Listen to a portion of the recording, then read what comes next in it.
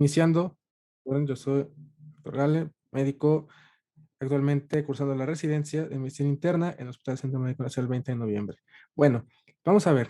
Lo primero que tenemos que saber siempre es cómo vamos a abordar un caso clínico. Para esto siempre necesitamos tener como una metodología. Mucha gente ya tiene su propia metodología y si les ha servido para tener buenos puntajes en su simulador, en exámenes o a lo largo de su carrera académica, pues perfecto.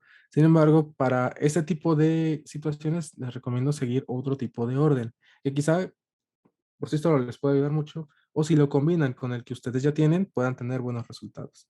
Entonces, lo primero que tenemos que hacer siempre es identificar a nuestro paciente cuando estamos ante el caso clínico. O sea, todos los casos siempre van a iniciar masculino, femenino, de tal edad, que vive en tal zona, se presenta con los siguientes antecedentes, actualmente cursando con tales signos y síntomas, acude usted con resultados de laboratorio de tal, usted solicita tal, ¿qué espera encontrar? Bueno, pues si nosotros desdoblamos cada una de esas partes, entenderemos que ahí es donde se encuentra la clave diagnóstica. Ahí es donde está la respuesta a nuestro caso clínico.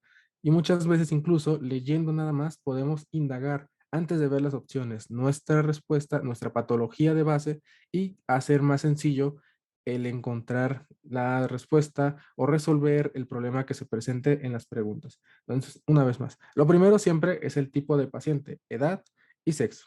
¿Por qué? Porque obviamente hay patologías que son más de mujeres, por ejemplo, en edad reproductiva y de mujeres posteriores a la menopausia. Hay enfermedades que son más frecuentes en varones de edad joven y otros en varones de edad más avanzada. Incluso, por ejemplo, la orquiepididimitis, como ya habrán notado, si la orquiepididimitis es en un niño, bueno, por GPC, en una persona menor de 16 años, el agente etiológico va a cambiar a que si fuera uno mayor de 16 años o con vida sexual activa. Si es menor de 16 años, pues ya sabemos que es por E. coli. Y si es mayor, pues ya puede ser Neisseria gonorrhoeae o Clamidia trachomatis. Entonces ahí, desde que sabemos el sexo y edad de nuestro paciente, podemos indagar. Y lo mismo, si habláramos de Neisseria gonorrhoeae en mujeres, pues lo más probable es que nos estén hablando de una enfermedad pélvica inflamatoria y muchas cosas así. Posteriormente vienen los antecedentes, ¿no? Dato súper importante, porque ya que sabemos nuestro tipo de paciente y las enfermedades a las que estos pueden ser propensos, ahora vienen los antecedentes que nos van a orientar hacia posibles patologías. A veces aquí solo son distractores, no tienen nada que ver, pero siempre hay que considerarlos para el diagnóstico diferencial. Entonces, si nosotros pensamos, bueno, el paciente era fumador de 30 años de evolución a razón de 20 cigarrillos al día, pues tiene riesgo de cáncer de pulmón por índice tabáquico de tal. El paciente trabajaba en una fábrica de zapatos, pues tiene riesgo a lo mejor de cáncer igual de vejiga o de pulmón. El paciente convive con animales, pues tiene riesgo de zoonosis. El paciente vive en una zona tropical, pues tiene riesgo de dengue, ¿no? Todo esto también nos va a favorecer. La paciente usa anticonceptivos, tiene riesgo de síndrome antifosfolípidos, tiene, bueno, más bien de trombosis venosa profunda y todas estas cosas. El paciente es diabético, hipertenso de larga evolución, con mal apego al tratamiento, tiene riesgo cardiovascular elevadísimo. Todas estas cosas siempre las tenemos que analizar en nuestro caso clínico porque nos pueden ayudar a enfocar un poquito más nuestro diagnóstico y que sea mucho más sencillo para nosotros saber ante qué nos estamos enfrentando. Siempre revisen los antecedentes porque les pueden ayudar a hacer el diferencial. Posteriormente, ahora sí ya viene, después de ese pequeño análisis de todo lo que ya traía el paciente antes de su posible enfermedad actual, ya podemos pasar a su padecimiento o la causa por la que en teoría acudiría con nosotros. Ustedes siempre imaginen que suenan, son ustedes en su consultorio o en un quirófano, en una sala de urgencias y están frente a un paciente, solo que en vez de ver al paciente le están diciendo el resumen y les preguntan qué van a hacer. Entonces, así véanlo y van a ver que es un poquito más sencillo imaginar y por lo tanto no divagar tanto en el infinito para poder aterrizar todo lo que le están diciendo en este momento. Las preguntas son enfocadas a médicos generales o en su defecto solo buscan que tú sepas qué sería lo que tendrías que solicitar al especialista. Nunca se van a meter, o bueno, en el 99% de los casos no se van a meter con cuestiones extremadamente técnicas porque no es el caso de los médicos de control y solo son más bien para que uno no agarre esa confianza, nada más. Entonces, ahora sí el padecimiento actual, tal como siempre lo hemos revisado a lo largo de la carrera, ¿no? Muy bien, el paciente cuando inicia con sintomatología, cuáles son sus signos y síntomas actuales, cómo se han comportado, se han exacerbado, han disminuido con algo, son asociados a algo, se acompaña o tiene relación con otro de los síntomas que había presentado, cómo ha sido la evolución del cuadro del paciente. Ya que estamos aquí, muchísimas veces ya podemos tener nosotros en nuestra mente un diagnóstico presuntivo, ya podemos tener una idea de lo que está pasando, ¿no? Otra vez, mujer, de 22 años, acude a urgencias con dolor pélvico, sobre todo del lado derecho, con dolor a la palpación profunda, al dolor a la movilización cervical, y ya, ¿no? Refiere que ha tenido 20 parejas sexuales, uso de protección. Bueno, ya desde ahí, pues nosotros ya tenemos cuadro clínico, edad y tipo de paciente, y ya tenemos también, este, los antecedentes de nuestro paciente. Ya sabemos, ya podemos orientarnos un poquito hacia enfermedad pélvica inflamatoria, a pesar de que ni siquiera hemos leído las opciones, ni siquiera hemos leído la primera pregunta, pero ya sabemos hacia dónde nos va a orientar, hacia dónde nos quiere llevar el caso. Y si nosotros ya tenemos eso tan solo al leer las primeras líneas, estamos, uno, ahorrando muchísimo tiempo y dos, agarrando confianza para poder responder adecuadamente las preguntas, porque sentimos nosotros que estamos entendiendo realmente la situación y que seremos capaces de realmente poder responder esas preguntas. Y finalmente, pues los datos especiales que nos van a dar, ¿no? Pruebas de laboratorio, pruebas de imagen, este, o también a lo mejor algún punto en específico, algún dato pivote, algún dato patognomónico, que es el que nosotros debemos encontrar para realmente terminar de orientar nuestra respuesta. A veces ni con esto vamos a llegar a la opción. Sin embargo, el ENARM tiene la curiosidad de que a veces en los casos medio rebuscados te viene la respuesta más abajo, indirectamente. ¿Por qué? Porque te viene una pregunta que quizá no tenía nada que ver con tu caso clínico, pero luego más abajo en la seriada te viene la respuesta del caso anterior. Entonces, siempre intenten eso. Intenten desde el inicio entender qué es lo que le están preguntando, porque van a ahorrar muchísimo tiempo, van a agarrar mucha confianza y van a ver que el examen se va haciendo más ameno. Ustedes siempre vayan a responder un simulador o el día que estén frente al examen, vayan con la actitud más adecuada, vayan pensando, lo voy a hacer, lo voy a lograr, va a ser muy sencillo y voy a quedarme en la especialidad que yo deseo. Créanme que si se lo repiten de aquí a que sea el examen una vez al día, sí se la van a querer. Y también en el simulador, yo sé que es sumamente difícil responder simuladores de 100, de 200 preguntas, pero van a ver que de a poco se les va haciendo mucho más y más y más sencillo. Siempre vean la retroalimentación que les va a ayudar muchísimo. Entonces, antes de iniciar como tal el simulador, ¿tienen alguna duda?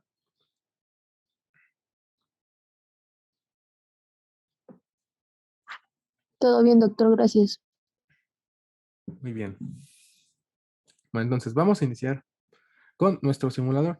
El Linear Master tiene varios tipos de simuladores. El día de hoy vamos a hacer uno chiquito que solo son 10 reactivos. Esto más que nada para que no sea demasiado tiempo, para que no se agoten después de que yo discuta con ustedes 50 preguntas. Y también, solo para que vayan viendo en caso de que no tengan un simulador, cómo deberían buscar su simulador o cómo deberían plantearse las preguntas para el día que lo vaya a contratar, independientemente de que usen de que usen el Produmed, de que usen o cualquier otro que a ustedes les parezca. Entonces vamos a iniciar con el caso clínico y vamos a ver cómo nos plantea la pregunta, haciendo énfasis en cómo les dije que analizaran su caso clínico. Vamos a ver. Nos dice, usted realiza el diagnóstico de hipertensión arterial sistémica en un paciente femenino de 34 años de edad. Ella se encuentra preocupada por su salud y la de su familia, por lo que le va a realizar algunas preguntas. Este caso clínico suena medio extraño, pero a veces sí puede venir en el ENAR. Y ya tenemos aquí los cuatro, bueno, algunos datos del análisis que les comenté. Primero, tipo de paciente, edad y sexo. Tenemos un paciente que es femenino, tiene 34 años de edad. Entonces, ya desde ahí teníamos un corte, un punto de corte. Y ya vemos que tiene el antecedente de reciente diagnóstico de hipertensión arterial sistémica. Nosotros tenemos que tener eso en nuestra cabeza al momento de pensar en esa situación. Ahora, se viene lo difícil. Bueno, ella dice que se encuentra preocupada por su salud y la de su familia, por lo que se realizarán algunas preguntas.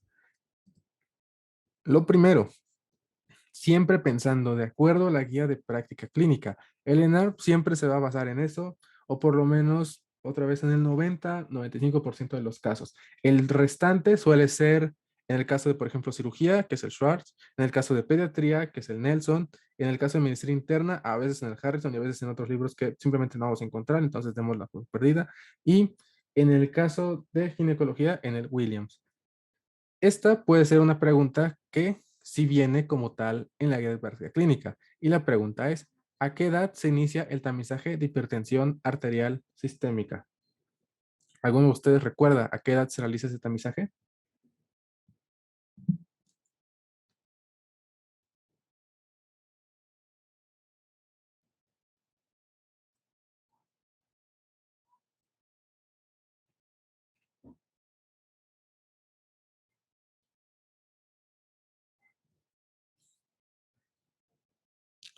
¿Quién nos dice? Alguien que, Gabriela, que a los 25 años. ¿Alguien tiene alguna otra respuesta? 18, 20, 25, 15. No tengan pena. Aprovechen que estamos aquí en confianza, que realmente nadie nos ve, nadie nos conoce y que aquí podemos equivocarnos sin miedo al éxito. 18 años, 20 años, 15 años, bueno, un poquito disparejo. Ok, bueno. En este caso, por ejemplo, podemos aplicar eso que les comenté, de que tenemos muchas opciones y tenemos que aprovechar el tiempo. Vamos a poner una opción que a nosotros nos podría parecer la más adecuada. Podría ser 18, podría ser 20, podría ser 25. Vamos a dejar una de estas y después podemos regresar en caso de que tengamos certeza de que puede ser otra o en caso de que nosotros pensemos que la opción no es correcta. Bueno, esa la dejamos ahí. Ahora, por ejemplo, ¿cuál de las siguientes no es una recomendación para pacientes hipertensos? Entonces aquí tenemos que analizar otra vez qué decía esa GPC gigantesca que me dio flojera leer. Entonces tenemos, por ejemplo, ¿cuál de estas no es una recomendación? Recuerden siempre leer bien la pregunta, porque si no, podríamos creer que nos están pidiendo que todas sí son recomendaciones. Entonces, una puede ser restricción de la ingesta de sodio a 5 gramos, actividad física de resistencia 2 a 3 veces por semana, realizar actividad aeróbica moderada a intensa 5 a 7 días a la semana y suspender tabaco. Esta es un poquito quizá más sencilla. ¿Cuál es la que ustedes colocarían?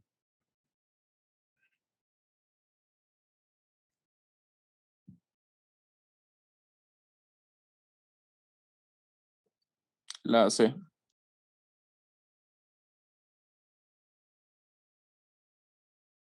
Exacto, aquí sí tenemos, creo que estamos un poquito más de acuerdo todos. Lo más probable es que la respuesta correcta sea que la no recomendación es realizar actividad física moderada e intensa. ¿Por qué? Pues porque en primer es un poco más complicado de seguir y en segundo porque muchas veces nuestros pacientes puede que no sean jóvenes, ¿no? Entonces, si nosotros les indicamos de inicio este tipo de situaciones, pues probablemente no las puedan seguir. Además de que pues no se ha demostrado como tal beneficio. El beneficio se encuentra por actividad de resistencia 3 veces a la semana. Siempre, esta sí está muy fácil, ¿no? Siempre nos han dicho que los pacientes necesitan dieta hiposódica y obviamente suspender trabajo para disminuir el riesgo cardiovascular. Ahorita nos regresamos acá, la vamos a dejar pendiente. Muy bien. Siguiente caso clínico. Paciente de 65 años. Tiene antecedente de VIH de 20 años de evolución. Entonces ya tenemos que estamos ante un paciente, nos dicen sexo, pero se nos dice edad y ya tenemos un antecedente importante, VIH de larga evolución. Entonces ya tenemos cierta predisposición a ciertas cosas. El tratamiento actual con atripla, que bueno es el antirretroviral, ¿no? Menciona apego a tratamiento. Último conteo viral indetectable, o sea, está bien controlado, pero pues no tenemos o no dejamos de tener el riesgo. Aquí nos viene un problema. Más prednisona de 10 miligramos al día por síndrome de Sjögren, o sea, pues tenemos doble riesgo de inmunosupresión. Llega a consulta por presentar cuadro de diaforesis nocturna, pérdida de 10 kilos en 3 meses sin explicación. A la exploración física evidencian ganglios cervicales y esplenomegalia. Ok, entonces aquí tenemos algunos datos muy interesantes, ¿no? Otra vez, ya no nos da como tal muchos datos, quizás para orientar un diagnóstico, pero ya nos dieron grandes opciones. Ya tenemos un espectro muy reducido en nuestro cuadro clínico. Vamos a analizarlo otra vez. Tipo de paciente, ya tenemos que es un paciente de 65 años, no tenemos el sexo, o al menos no de manera implícita, pero bueno, tenemos el antecedente de VIH de 20 años de evolución, aparentemente con apego a tratamiento, con conteo viral detectable, pero también con síndrome de Sjögren y que es tratado con prednisona, 10 miligramos al día, o sea, es una dosis de mantenimiento, pero que sigue siendo importante. Padecimiento actual, diaforesis nocturna, pérdida de 10 kilos en 3 meses, ganglios cervicales y esplenomegalia. Y aquí mismo estaba la clave. Ganglios cervicales y esplenomegalia es lo que nos está haciendo el diagnóstico diferencial de la patología. Es el dato clave que teníamos que revisar en este caso. De acuerdo a lo que hemos analizado entonces, ¿cuál es la patología que ustedes sospechan? Linfoma no Hodgkin, estadio SIDA, tuberculosis o herpes virus tipo 8. ¿Qué es lo que ustedes creen que tenga su paciente?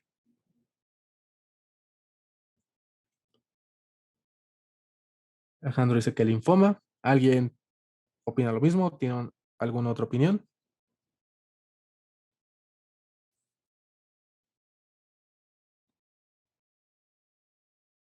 Muy bien, parece que todos estamos de acuerdo en que nuestro paciente probablemente tenga un linfoma no Hodgkin. Ahora entonces, ¿qué estudio vamos a solicitar? ¿Un conteo viral, un conteo CD4, una biopsia ganglionar o un VAR en esputo?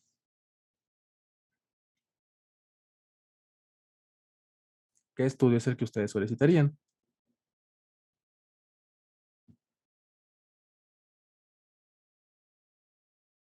Comenta Alejandro que una biopsia.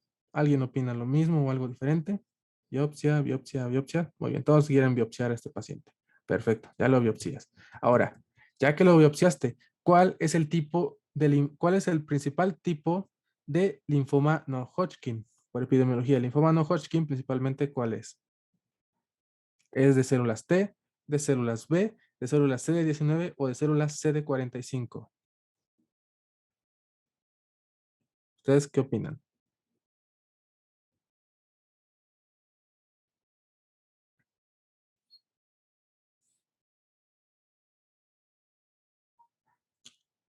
Comentan que de células B, de células B. ¿Alguien opina algo diferente? ¿Opina lo mismo?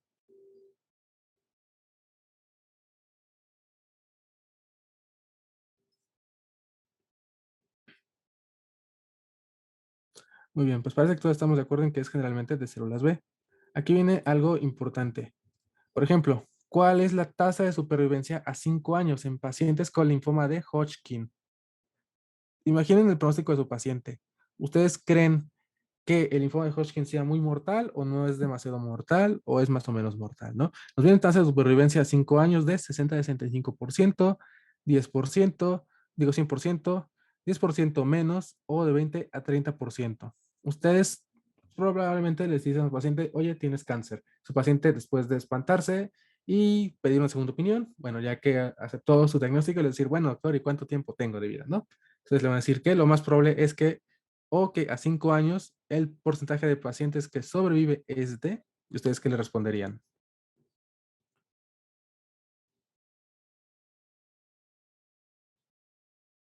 ¿Cuántos años le dan de vida a su paciente?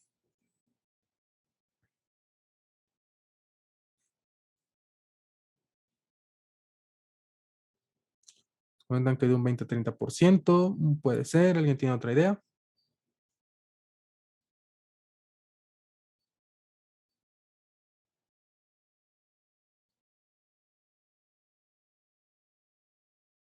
Muy bien, esta quizás sea una pregunta mucho más difícil, pero podemos medio indagar un poquito en nuestras respuestas. Primero que nada, si quieren pueden usar su micrófono para hablar.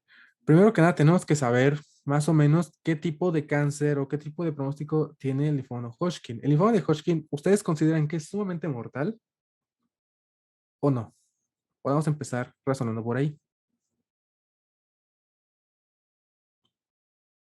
¿Ustedes qué opinan? ¿El linfoma de Hodgkin es este diagnóstico de muerte inminente en el paciente? ¿O creen que sí aguanta? Muy bien. Entonces, dicen que la mayoría dicen que no. Bueno, y recuerden también que en medicina prácticamente no existe el 100% ni el 0%. Entonces, todo valor absoluto inmediatamente es descartado. Ahora, como nosotros creemos que no es tan mortal, entonces también podemos decir que el 10% o más del 10% va a sobrevivir. Entonces, desde ahí nosotros ya eliminamos dos de estas opciones y reducimos, en caso de que no sepamos la respuesta, nuestras opciones a solo dos. Entonces, tenemos como una moneda. Tenemos el 50% de probabilidad de acertar en nuestra reactivo. Siempre que se encuentren en esta situación de preguntas quizá muy, muy específicas, tenemos que pensar que si nosotros descartamos algunas de esas opciones, podemos tener mayor probabilidad de acertar y tener más puntos en el examen. Ustedes imaginen que el examen, bueno, tienen que ir por un 70, o sea, nada más. Bueno, sé que suena muy largo, pero es mejor ir por un 70 que por un 100, ¿no? Suena como más factible. Y a su vez tienen que pensar cómo llegar a ese 70. ¿Cuántas preguntas tienen de ventaja o cuántas preguntas se pueden dar el lujo de perder. ¿Cuántas preguntas pueden estar ustedes tranquilos de que si responden mal, de todos modos van a llegar a su misma meta? Si ustedes ven o analizan la situación así, van a ver que tampoco se estresan mucho. El informe de No Hodgkin tiene afortunadamente una tasa de supervivencia elevadísima. Sin embargo, obviamente no llega al 100. Entonces, lo más probable es que la respuesta sea esta, 60-65%. Eso dice la GPC. Obviamente, ustedes, si en la literatura o si lo buscan en Google, de seguro les va a decir que tiene un poquito más o tiene un poquito menos. Pero generalmente tiene muy buena supervivencia. Y ahora, tenemos que preguntarnos, muy bien, ¿qué infecciones predisponen a este tipo de linfoma no Hodgkin? Y aquí nos va a venir VIH y Helicobacter pylori, hepatitis A y B, herpes zóster o tuberculosis activa. ¿Qué infección creen que los hace más susceptibles al linfoma de Hodgkin si ya vimos que la estirpe más frecuente es de células B? ¿Cuál elegirían ustedes?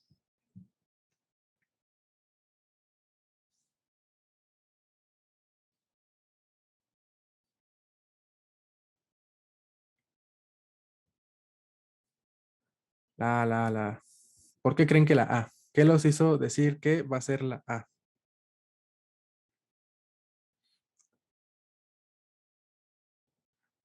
Alguien que quiera decirnos cuál fue el razonamiento que dijo o que utilizó para decir que era la A, porque recuerden que hay un herpes que te predispone al linfoma. También, no se crean.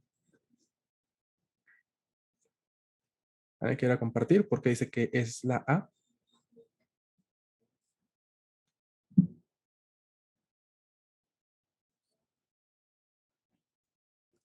Porque bien, el herpes, si hay un tipo que, bueno, no sé cuál sea, pero ahí el herpes que nos presentan es el tipo 3 y el tipo 3 no tiene factor de riesgo para linfoma. Muy bien, exacto. Y aparte alguien más ya mencionó que, uno, que es el herpes tipo 4 y dos, ya mencionaron que el paciente tiene antecedentes de VIH. Entonces aquí ya teníamos la respuesta desde que nosotros leímos el caso clínico. En el caso clínico ya venía implícita la respuesta de esta pregunta. Entonces, siempre, les digo, siempre que se encuentren ante preguntas difíciles, regresense un poquito a leerla, no pierden más que 10 segundos y pueden descubrir situaciones como esta. Y de hecho en el examen, el día que lo hagan, van a ver que les pasa exactamente lo mismo. Van a estar ante una pregunta muy difícil y van a ver que probablemente ya les dijo de manera explícita, quizá en el caso, la respuesta, o si no, ya les dijo cuál no tenían. A veces literalmente te pudo haber venido en este caso acá arriba, el paciente cuenta con este perfil de virus de hepatitis negativo. Entonces tú desde ahí ya descartabas quizá hepatitis A y B. Y como tal, pues no integramos diagnóstico de tuberculosis porque solo cumple con dos de los tres signos principales de la tuberculosis, ¿no? Le falta la tos. Si bien tiene diaforesis, tiene pérdida de 10 kilos, pues son síntomas B que siempre te van a orientar mucho más hacia un tipo de neoplasia, ¿no? Que también, pues eso venía un poquito aquí sobre el linfoma no Hodgkin. Muy bien. Ahora, otro caso clínico. Paciente femenino, 49 años de edad, diagnosticada con neumonía por COVID-19. Entonces, paciente femenino, joven, con antecedente de neumonía por COVID-19 al momento sin criterios de hospitalización. Entonces, no está tan grave, ¿no? Por lo que se indica tratamiento ambulatorio sintomático. Actualmente sin oxígeno suplementario, saturando el 93%. Su paciente está bien, está perfecta, ¿no? Tiene, quizá tenga COVID, pero no tiene requerimiento ni siquiera de corticosteroide, ni de hospitalización, ni de nada. Perfecto. Así nos presenta nuestro paciente. Probablemente es un paciente que fue con ustedes esta consulta y va por su incapacidad, ¿no? Entonces, ¿cuándo está indicado realizar el seguimiento de dicha paciente? ¿A los 5 días, a los 7 días, a los 11 días o a los 14 días? ¿Qué dice el documento que emitió la Secretaría de Salud sobre el tratamiento de los pacientes con COVID-19? ¿A los cuántos días tengo que volver a valorar a mi paciente? Nos dicen aquí que a los 11 días. ¿Alguien tiene alguna otra idea o comparte su opinión?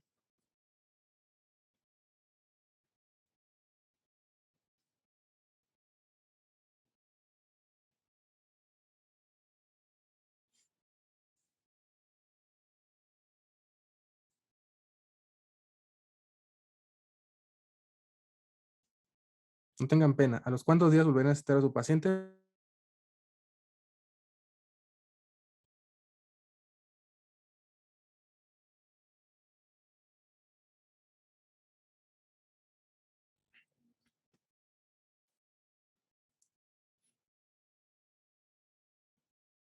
7 días, 5 días, 14 días. Muy bien. Aparentemente todos coinciden en que es a los 11 días. Vamos a revisar quizá después cuál era la respuesta correcta. Igual les digo, si ustedes como que dudan mucho, como en estas, de que como en cuánto tiempo la vuelvo a ver, quizá podemos analizar, bueno, a los 11 días, porque en teoría es cuando ya tendría que remitir el cuadro por historia natural de la enfermedad, ¿no? O también, pero también pueden decir, bueno, pero de verdad no voy a esperar a que termine el cuadro completo para ver, para volver a hablar a mi paciente, qué tal que en esos 5 días, o que no se la, o que no correlacione correctamente los datos de evolución de la enfermedad y probablemente se infectó antes y no vaya a saber si realmente estoy en un día crítico o no, en el que se podría complicar, o quién sabe, muchas cosas pueden pasar por nuestra cabeza en el momento del examen. Pero bueno, es importante tener la confianza de decir, bueno, yo le voy a poner una respuesta y me voy a casar con ella, a pesar de que no esté muy seguro, o a pesar de que sí esté muy seguro y yo sepa que la respuesta, o que el caso clínico más bien, es sumamente difícil. Y finalmente, nos viene, ¿cuál de los siguientes no forma parte del manejo del paciente grave que tiene frecuencia respiratoria más de 30 y saturación de oxígeno menor de 90 al aire ambiente? Entonces aquí viene, por ejemplo, dexametasona, profilaxis antitrombótica, remdesivir y tocilizumab. ¿Cuál de ustedes saben que no es el tratamiento que se les da a estos pacientes? O en su defecto, ¿cuáles de estos tres, cuál de estos sí se les da? De aquí hay tres que sí se dan. ¿Cuáles son?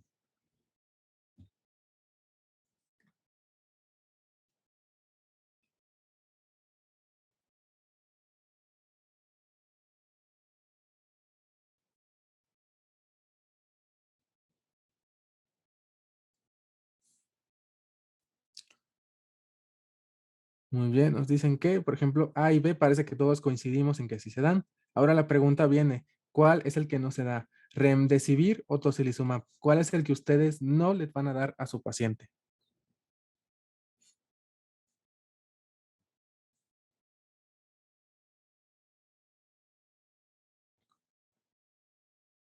Nos dicen que remdesivir es el que no vamos a dar. Ok, ¿alguien sabe por qué sí damos tocilizumab y no damos remdesivir?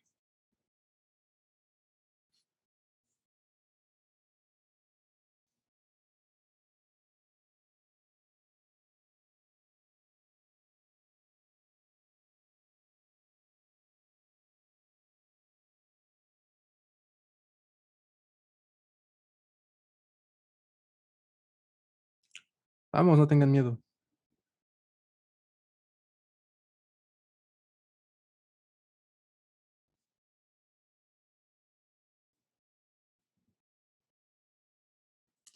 Porque, ¿qué creen? De hecho, la respuesta correcta es tocilizumab. El remdesivir, que yo recuerde, sí aparece como tal en la guía esa que sacaron hace como un año, en que eran los medicamentos aprobados, bueno, la guía como tal para el tratamiento de COVID-19 en México. Y ahí nos dice que como tal, bueno, dice aquí que remdesivir es para moderado, pero yo recuerdo que realmente en este no viene, no, sí es cierto, ya me acuerdo. No, sabes que creo que tienes razón. Remdesivir es para moderado. El problema entonces es tocilizumab. Si tocilizumab se da en paciente grave o no. Y entonces nos tendremos que preguntar, ¿nuestro paciente cuenta como moderado o cuenta como grave? ¿Se acuerdan cuál era la diferencia entre uno y otro de acuerdo a eso mismo?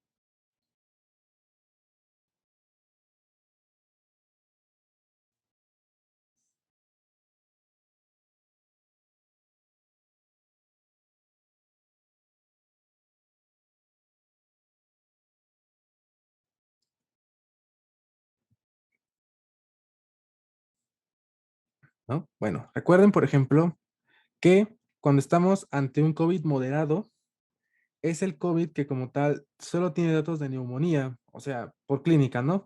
Fiebre, disnea, taquipnea y a lo mejor tos, ¿no? Tos seca. Pero se queda ahí.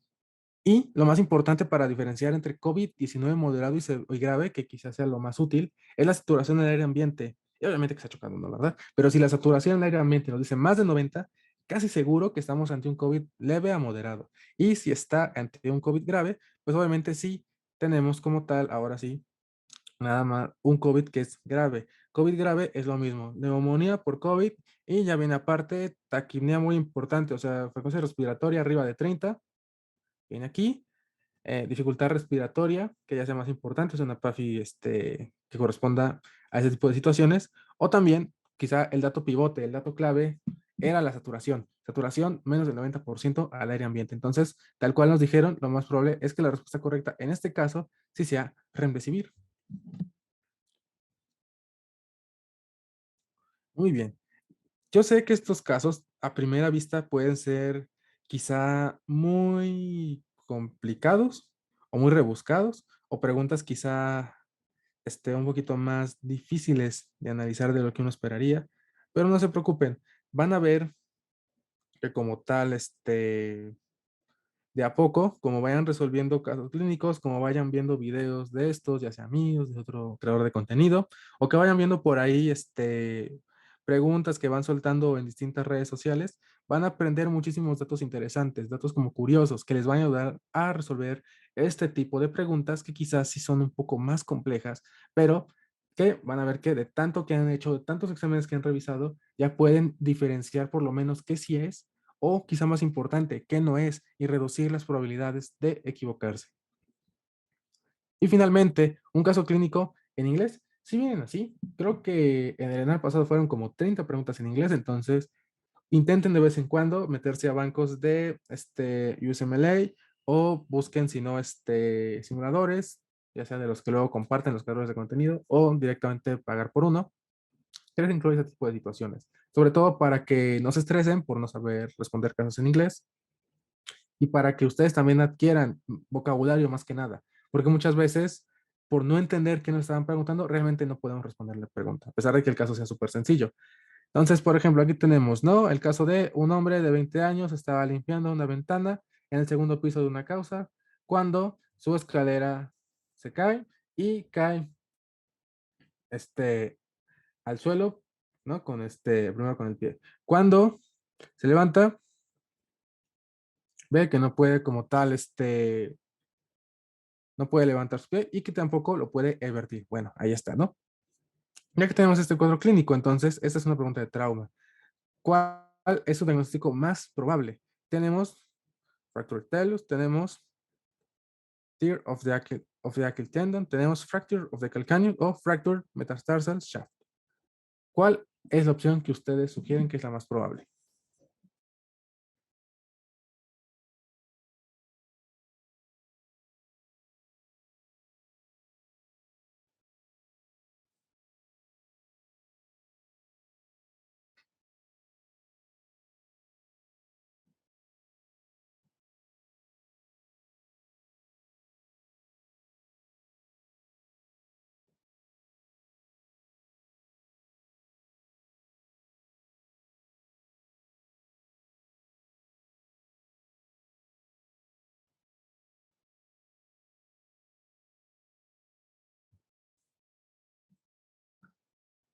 Dicen que probablemente sea una fractura del calcáneo. ¿Alguien tiene alguna otra idea?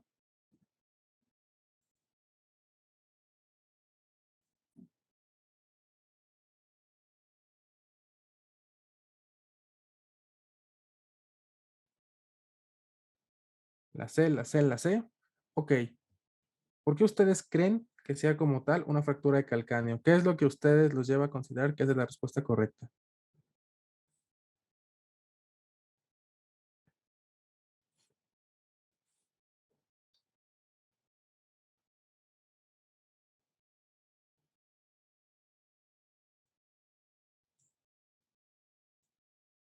Incapacidad para la eversión del pie. Exacto. Esa es la respuesta correcta. Como el paciente no puede evertir su pie, lo más probable es que estemos ante una fractura de calcáneo. Igual, yo sé que no muchos somos buenos en trauma, yo por eso no lo elegí, pero sí nos podemos aventar un poquito en que probablemente esa sea la más característica. Ustedes cuando estén revisando fracturas, siempre busquen así como el mecanismo del trauma, uno, y dos, verifiquen más o menos cuál fue la situación, cómo está el cuadro clínico, cuál es así el dato pivote de ese tipo de fractura, porque muchas veces leyendo nada más eso podemos obtener grandes resultados. De lo que hemos respondido hasta acá, digo, antes de ver las respuestas, ¿tienen alguna duda?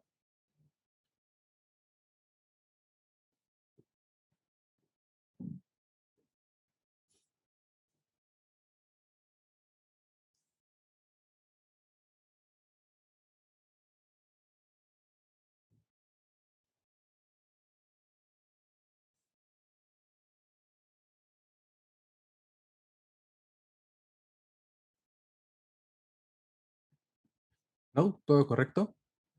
Muy bien. Vamos a ver entonces cuáles serán las respuestas.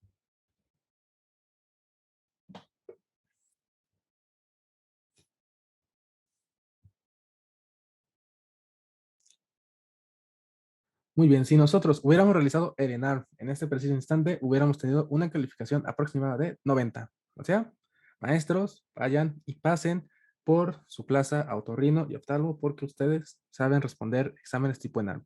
Vamos a revisar las respuestas para saber en qué nos equivocamos. La primera. Miren, ¿cuál fue nuestro error?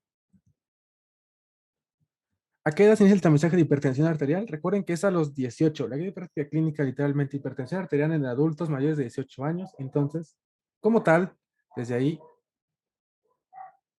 no sé por qué se pueden agarrar esos perros, pero bueno, desde ahí nosotros ya podemos indagar en que el tamizaje de hipertensión arterial se realice a todo adulto mayor de 18 años de edad. Y ustedes para su práctica clínica, lo mismo. Todo paciente mayor de 18 años de edad que llegue a su consultorio, van a tomarle la presión arterial, obviamente de forma adecuada, ¿no? Con tiempo, en lugar tranquilo, sin agitación y todo eso. Y van a ver si no tiene o no hipertensión arterial.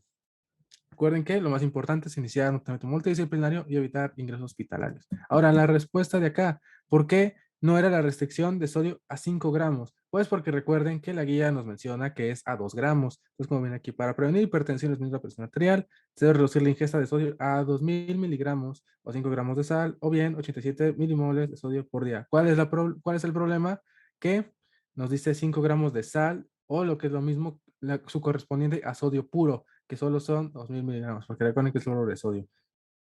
Se recomienda suspender el consumo de tabaco a toda persona con factores de riesgo cardiovascular y o con hipertensión para mejorar su calidad de vida, disminuir sus niveles de presión arterial y evitar complicaciones cardiovasculares mayores. Se recomienda la realización de actividad física de manera regular en todo paciente con hipertensión y factores de riesgo cardiovascular. Esto para disminuir la presión arterial, evitar su desarrollo y sus complicaciones. Se recomienda realizar al menos 30 a 45 minutos de ejercicio aeróbico moderado a intenso, vean, entonces parece que sí era, de 5 a 7 días a la semana. Se pueden sugerir también ejercicios de resistencia 2 a 3 veces a la semana. Entonces, siempre, otra vez, hay que tener mucho cuidado en cómo leemos las preguntas, en cómo nos querían preguntar, porque a veces la clave estaba en este tipo de datos, ¿no? En el cómo indagas, en el cómo abordas como tal este caso y que no te pongan estas trampas, ¿no? A lo que voy es que quizá en el ENAR les pueden preguntar cosas así, donde la respuesta era un dato un poco absurdo por una interpretación en cuanto a la lectura, pero sepan que aún así, teniendo este tipo de traspiés, obtuvimos un resultado muy bueno. Y les juro que si ustedes analizan los casos como lo hemos realizado ahorita, probablemente, a lo mejor lo sacan 90, menos que vayan a romper el récord de ese traumatólogo, pero sí les sacan un mínimo 66, que ya es muy, muy bueno. En cuanto al paciente con el VIH, vemos que la patología correcta sí era linfoma no Hodgkin, que viene aquí a fiebre, pérdida de peso, síndrome infiltrativo, donde lo más importante era la endopatía y la esplenomegalia, y también el antecedente de inmunosupresión.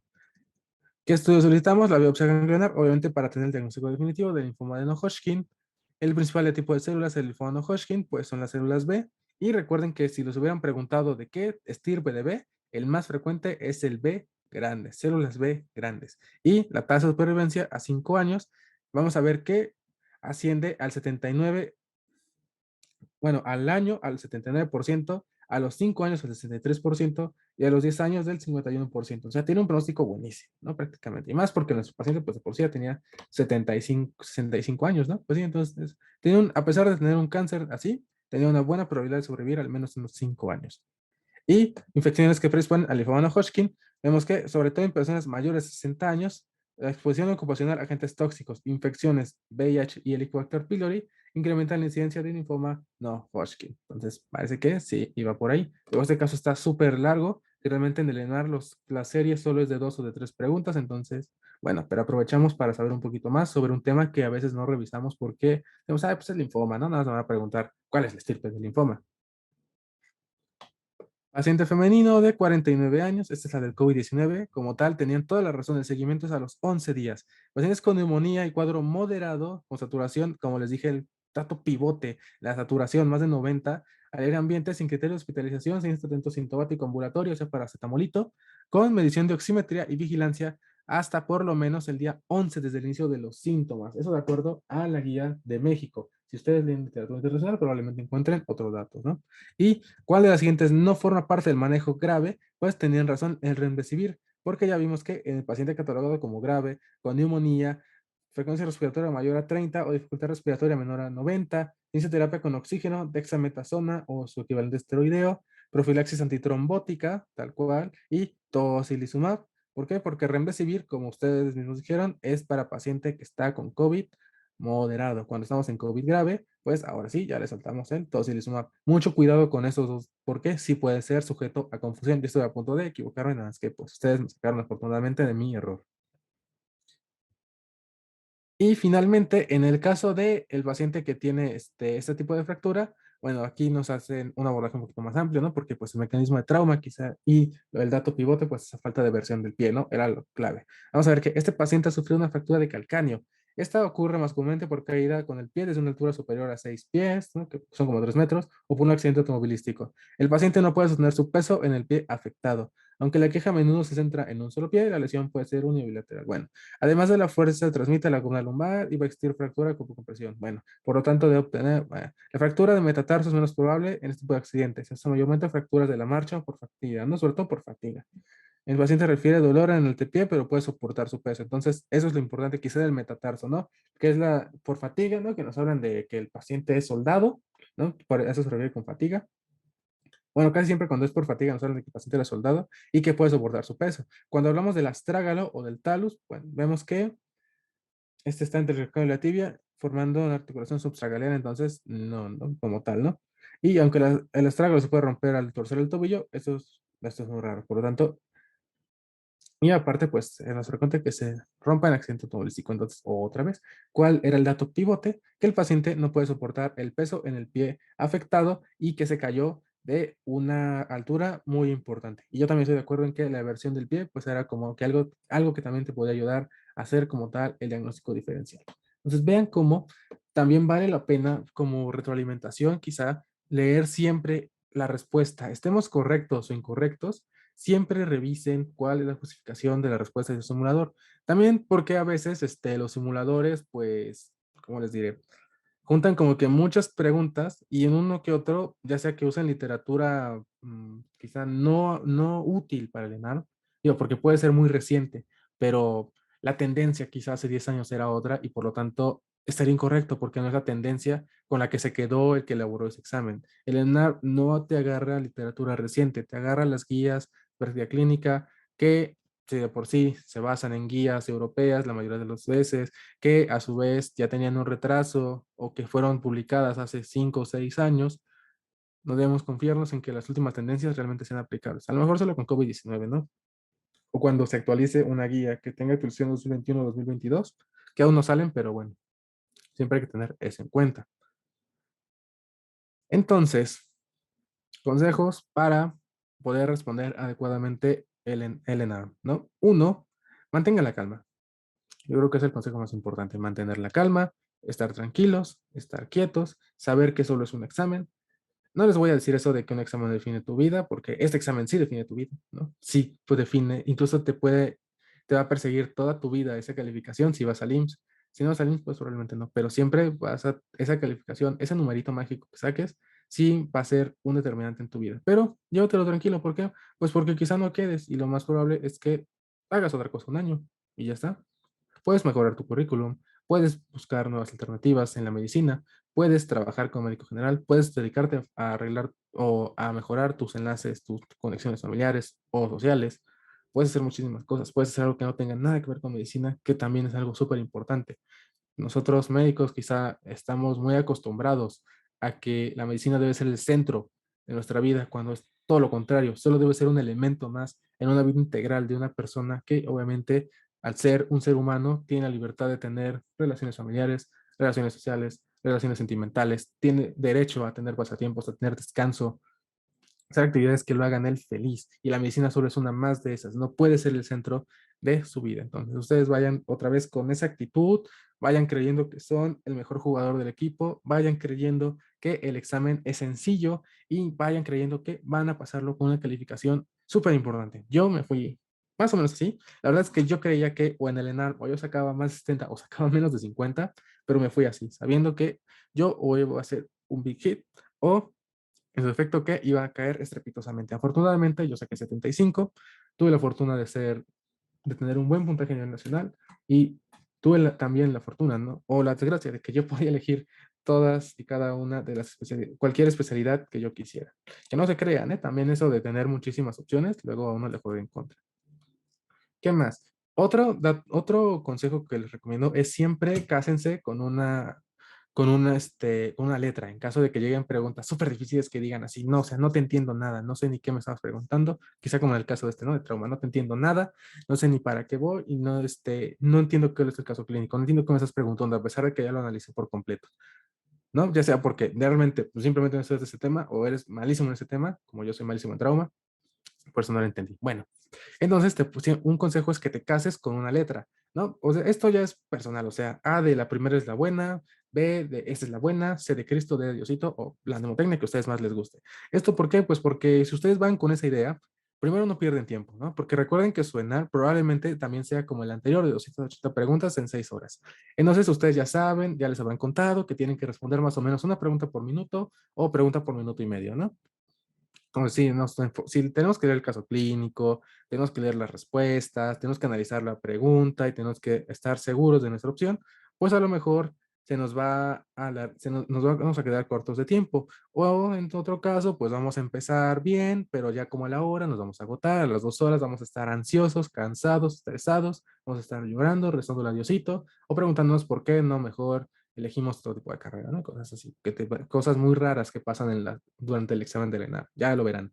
Entonces, cásense con una letra. Esto les va a dar una vez más confianza, seguridad, quizá infundamentada, pero ya les da paz. Les da la oportunidad de que no se estresen y de que sepan que tienen un margen de error, el cual deben aprovechar ustedes al máximo. No tengan miedo de equivocarse en el ENAP. Tienen muchísimas preguntas o pueden perder muchísimos reactivos y aún así tener una excelente calificación. Yo me casé con la C,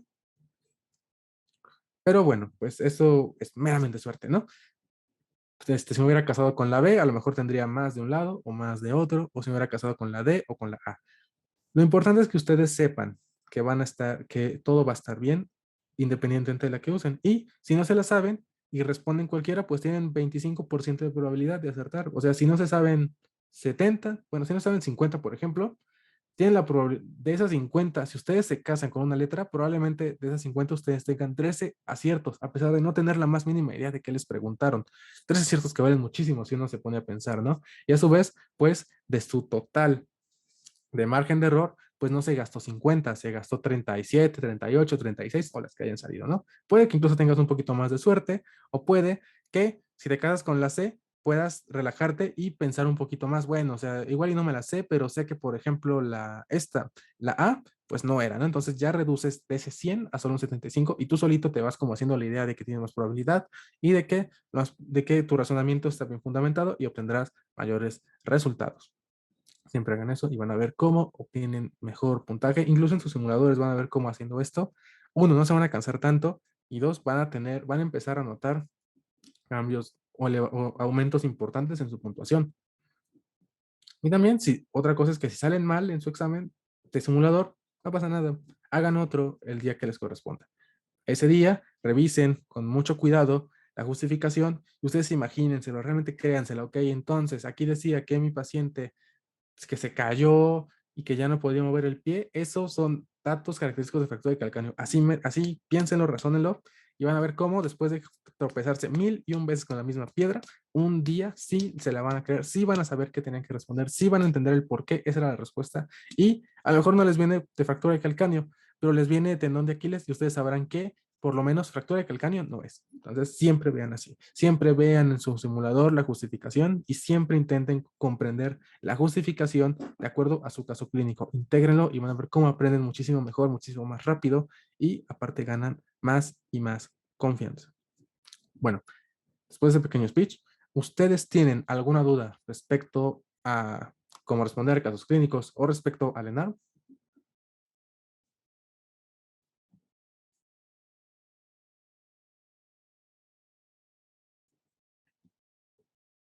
En el ENAR se pueden regresar preguntas, sí. De hecho, mire, el ENAR es como un, este, un texto así muy largo. Imagínate que empiezas acá y te empiezan a poner casos clínicos en lista. Entonces vas a ir bajando, vas a ir bajando. Aquí te va a venir el caso clínico 1, caso clínico 2, caso clínico 3, caso clínico 4 y ya, porque recuerda que al menos el año anterior y probablemente este vaya a ser lo mismo, vas a tener que rellenar bolitas.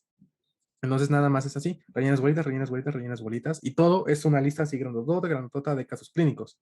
Entonces sí te puedes regresar, sí puedes borrar tu lista, nada, tu hoja de respuestas, nada más no le marques muy duro para que después si te equivocas lo puedas borrar y no te cuente error porque pues estaba muy pintada ya tu bolita. Pero sí te puedes regresar las veces que tú quieras mientras estés dentro de tu límite de horario. Yo me tardé en su momento como 4 horas y media de las 6, sí me tardé un poquito, pero bueno, pues al final sí me funcionó. Entonces, sí, sin problemas. ¿Alguien tiene alguna otra duda?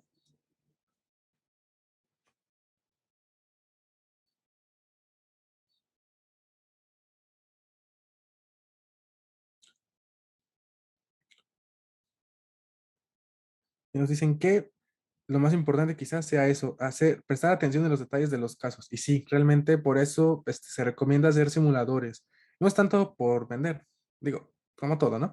Pero hay creadores de contenido que hacen simuladores cada cierto tiempo, son gratuitos. A veces hacemos este tipo de actividades, ¿no? Que también les pueden ayudar un poquito. Y pues lo más importante es eso, vean los detalles, vean los detalles, vean los detalles. Analicen su paciente, otra vez, piensen que su paciente está frente a ustedes y que les está contando qué tiene. Y ustedes, afortunadamente, tienen la ventaja que no deben pensar en los detalles, ya vienen ahí, solo búsquenlos, digan, ah, bueno, ¿por qué me dijo que el paciente tenía Sjögren? ¿Por qué me dijo que el paciente se cayó de una escalera? O sea, ¿por qué es importante? A veces no es importante, pero sí te puede ayudar un poquito ese tipo de situaciones, ¿no? ¿Cuál es, o sea, ¿por qué me dice los datos clínicos del paciente? Los datos clínicos del paciente corresponden a una clasificación, los datos clínicos del paciente corresponden a un estadio, o sea, todos esos detalles así chiquititos, a veces sí es la clave para un diagnóstico adecuado. Sí, siempre, siempre préstenle muchísima atención a esas pequeñas cosas, respiren, tomen su tiempo y analicen el caso. Aprovechen que todavía faltan varios meses para realizar el examen, aunque lo vean muy cerquita, realmente no, les falta muchísimo y tienen muchísimo tiempo para ponerse al corriente. Entonces, ustedes no tengan miedo. Yo cuando hice esto, inicié a hacer simuladores como por junio a mediados, porque para ese entonces di mi primera vuelta de estudio y de hecho me fue mal, me fue terrible. Yo estaba el Produmed antes de contratar y pues en mi primer examen saqué como 50 o 52, ya no me acuerdo, algo así, algo muy malo, ¿no? Pero pues yo me propuse, bueno, ahí saqué 50, luego hice otro y saqué como 52 o algo así, y luego saqué 40 y algo y así me fui. Entonces dije, bueno, como que no está funcionando esto. Pero me propuse, bueno, entonces yo me voy a hacer el objetivo de subir un puntito en cada simulador, un puntito a la semana, porque quedaban todavía como 16 o 18 semanas, algo así. Dije, bueno, si yo saco 50 hoy y logro subir un punto a las 18 semanas, pues para el día del ENAR yo debería sacar más o menos 66, 68. Yo iba a medicina interna, entonces dije, bueno, el año anterior era como 64, entonces con 64 la armo, ¿no? Y si saco de 68, pues hasta voy de sobra. Incluso bajó muchísimo más, me quedó como en 61 o algo así. Pero véanlo así. O sea, ustedes plantean un objetivo real, quizá fácil de cumplir o no tan complicado de cumplir, porque si yo hoy me digo, bueno, yo hoy saqué 52 y mañana tengo que sacar 60, pues está imposible, ¿no? Probablemente, porque o de plano, pues me iluminó alguien o me leí todo, me leí un banco gigantesco y me aprendí todas las respuestas. Entonces, de a poquito vamos, paso a paso, vamos a ir mejorando, paso a paso, vamos a hacer más sencillo este tipo de exámenes. ¿Alguien tiene alguna otra duda? ¿Algo que quieran preguntar sobre este proceso?